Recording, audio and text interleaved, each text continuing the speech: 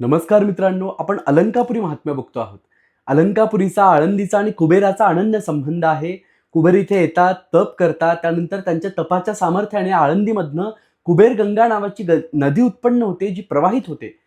तर त्यानंतर कुबेर स्वतः आपल्या सहपरिवारासह आळंदीमध्ये राहायला येतात. इथे निवासाला येतात आणि जिथे कुबेर आहे तिथे मा लक्ष्मीची कृपा आपोआप येते. कुबेर जेव्हा इथे येतात तेव्हा या जमिनीखाली स्थावर, जंगम आणि गुप्त स्वरूपाचे दिव्य रत्नांचे लिंग ते स्थापन करतात.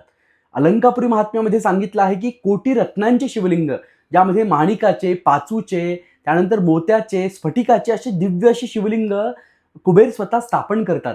तसेच पारदाचे शिवलिंग, परीस दगडाचे शिवलिंग इथे स्थापन करतात, ज्याच्या स्पर्शाने लोखंडाचं सोनं होतं.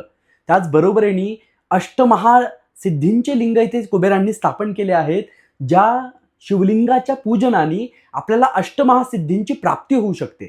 तर अशा प्रकारे दिव्य रत्नांची, दिव्य धातूंची, अष्टधातूंची किंवा दिव्य सिद्ध्यांची अशा शिवलिंगाची स्थापना कुबेरांनी या पंचक्रोशीमध्ये, या आळंदीमध्ये केली आहे. आणि हाच तो कुबेराचा दिव्य खजाना आहे, जो आजही गुप्त रूपाने अलंकापुरीमध्ये, पंचक्रोशीमध्ये वास्तव्य करून आहे.